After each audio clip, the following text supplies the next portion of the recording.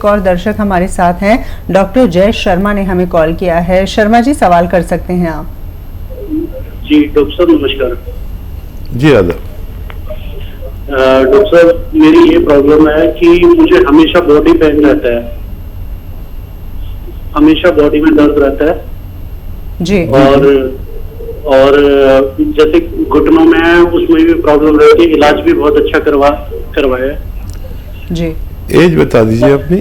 Sir मेरी 39 as है। बहुत कम उम्र में आपको ये परेशानी शुरू हुई। अच्छा देखिए, ज़रा सा संयम रखना। यूनानी एक ऐसा इलाज है जो 8-10 दिन के बाद फ़ायदा शुरू करता है। जैसे अभी एक फ़ोन आया था तो उन्होंने 8 दिन दवा खाई और कह रहे हैं कोई फ़ायदा नहीं हुआ। तो आपको 2-3 महीने इलाज करना है, ये याद रखें। और 8-10 दिन कुछ शिकायत ना करें, चाहे आपको पहले ही फ़ायदा हो जाए। किसी किसी को पहले भी फ़ायदा शुरू हो जाता है, लेकिन मैं कहता हूँ 8-10 दिन मुझसे कुछ ना कहें। तो एक गोंद आता है, गोंद सियाह, काला गोंद कहते हैं, ये असली ले लीजिए। आधा ग्राम सुबह शाम खाइए। और अगर 1 महीने में भी फ़ायदा हो जाए तो 2-3-4 महीने खाएं। या फिर capsule tea care, T for tiger, सुबह शाम पानी के साथ, दूध के साथ, जूस के साथ, जैसे आपके हालात हैं आप ले लीजिए। लेकिन 8-10 दिन सब्र करना, मुझसे कुछ मत कहना। आप 1 महीने खाएंगे, फिर उसके बाद आप कुछ कहने लायक नहीं रहेंगे, क्योंकि आपको इतना फ़ायदा हो सकता है। जी, बहुत बहुत शुक्रिया, आपने हमें कॉल किया। और साथ ही अपने तमाम दर्शकों के लिए ये भी बता दें कि यूनानी पद्धति की जो दवाएं हैं थोड़ा सा समय लेती हैं, लेकिन बीमारी को जड़ से समाप्त करने की कुव्वत वो रखती हैं। एक और दर्शक हैं निर्मल जी ने हमें कॉल किया है करनाल से, उनसे हम बातचीत करते हैं। निर्मल जी बताएं, आपके साथ क्या परेशानी है? मेरी एक तो परेशानी है कि बाई टांग में हिप से लेकर पैर तक दर्द रहता है जी। दूसरा है कानों से बहुत कम सुनाई देता है, और पेट भी जो है ना खराब रहता है। सुबह 4 बार 5 बार फ्रेश जाना पड़ता है, तब फ्रेश। उम्र कितनी है आपकी? 73। 73 जी। हाँ जी। अच्छा देखिए, ये मैं आपसे कहना चाहूँगा कि आपके घर में अगर ऐसा वेस्टर्न टॉयलेट नहीं है तो लगवा लीजिए, कुर्सी वाला बाथरूम। ये आपके लिए बहुत ज़रूरी है अगर आपको ठीक होना है। दूसरा ये कि आपके तीनों रोग एक ही दवा से ठीक हो सकते हैं, और वो दवा समझ लीजिए क्या है, और खूब गौर से समझ लीजिए, गलती मत करना। 500 ग्राम आप लीजिए मेथी का दाना। मेथी का दाना 500 ग्राम, इसको पाउडर बनाएं घर पर और इसे अलग रखें। और 100 ग्राम या 200 ग्राम आप गोंद सियाह खरीद लें, काला गोंद को कहते हैं, गोंद सियाह, और इसको पाउडर करके अलग रख लें। ठीक है। सुबह को नाश्ता करें, 1 चम्मच मेथी पाउडर और ये 2 चुटकी इसमें गोंद सियाह का पाउडर मिला के खा लिया करें। ये अलग अलग ही रखें। ये आधा ग्राम समझ लें गोंद सियाह खा लिया करें, इससे ज़्यादा नहीं खा सकते, बहुत तेज़ होता है। ये सुबह और रात को ऐसा करना शुरू करें। और ये 100-200 ग्राम गोंद सियाह ख़त्म होने से पहले आपका तीनों रोगों का इलाज मुमकिन है। जी, एक और दर्शक जुड़ गए हैं, सतीश जी ने हमें कॉल किया है उत्तर प्रदेश से। सतीश जी, क्या परेशानी है आपके साथ? वो अभी हकीम जी ने बताया कि जैतून का सिरका तो वो अवेलेबल तो यहाँ पर नहीं होगा। ठीक है। तो देखिए, जैतून का सिरका बड़े दुकानदार रखते हैं, जो हिंदुस्तान के बड़े दुकानदार हैं वो रखते हैं। या फिर कहीं भी नहीं मिले तो हमारे हेल्पलाइन नंबर से भी आप मदद मांग सकते हैं। कहाँ मिलेगा, कितने का मिलेगा, कैसे मिलेगा, आपकी हमारी सेवा भी ले सकते हैं आप इस बारे में। और लेकिन मिल जाएगा, मुश्किल से मिलता है, बहुत डिमांड होती है इसकी। बड़े दुकानदारों के पास मिलेगा, या हमारी हेल्पलाइन नंबर से मदद ले सकते हैं। जी हाँ, वाकई में तो आप हमें कॉल कर सकते हैं और जैसे कि लगातार जानकारी कार्यक्रम के दौरान भी हम बताते हैं कि अगर आपकी कोई परेशानी है, कोई दवा को लेकर क्वेश्चन है, तो आप हमारे हेल्पलाइन नंबर पे कॉल भी कर सकते हैं। ओम प्रकाश जी इस वक्त हमारे साथ जुड़ गए हैं। उनकी परेशानी क्या है, किस तरह की बीमारी से वो जूझ रही हैं, आइए जान लेते हैं। ओम प्रकाश जी बताइए। हाँ सर, मेरे बच्चे को जी 6-7 साल का है, वो पेशाब हो जाता है। ठीक। बिस्तर में पेशाब करता है, ठीक है। अच्छा देखिए, कुछ परसेंट बच्चे बिस्तर में पेशाब करते हैं और इसमें टाइम बहुत लगता है। आपको मैं 2 चीज़ें बताता हूँ। देखिए, अखरोट लें और छिला बना लें। अखरोट लीजिए आप, बंद अखरोट, और अपने हाथ से तोड़ के रोज़ाना 2 अखरोट और 10 किशमिश बच्चे को रोज़ खिलाया करिए रात को सोते समय। या फिर माजून अखरोट प्राश आती है, एक दवा माजून अखरोट प्राश, वो भी आधा चम्मच खिला सकते हैं दिन में 2 बार। तो इससे भी फ़ायदा मुमकिन, लेकिन काफ़ी वक्त लगता है, आपको थोड़ा धैर्य रखना पड़ेगा। जी, अमूमन कितनी उम्र तक ऐसे बच्चे होते हैं जो कि बिस्तर गीला करते हैं? देखिए 0.50% बच्चे हैं ऐसे जो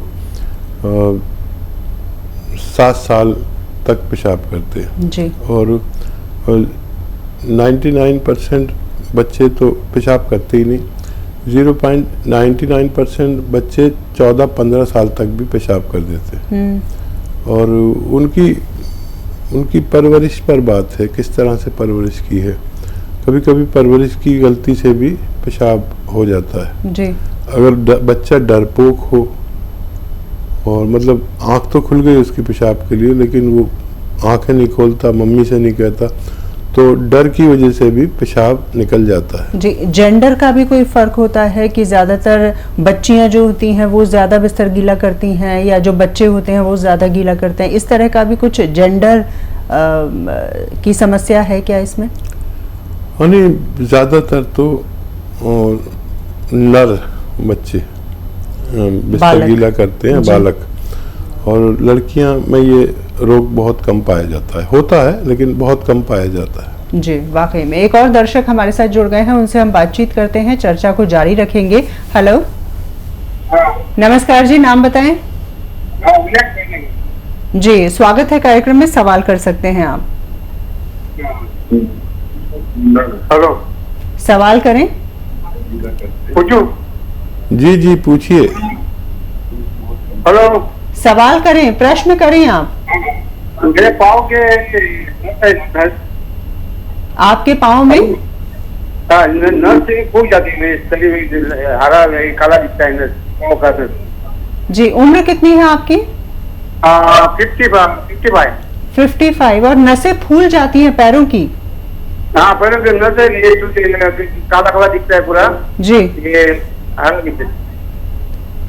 हेलो, ठीक है, मैं समझ गया।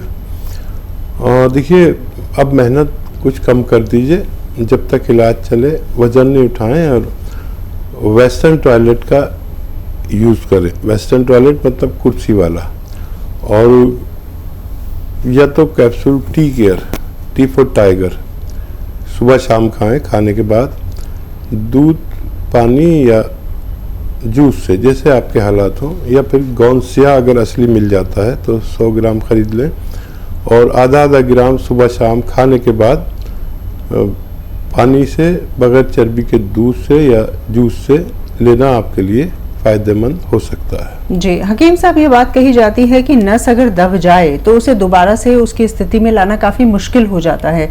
थोड़ा इस विषय में बताएं आप हमें।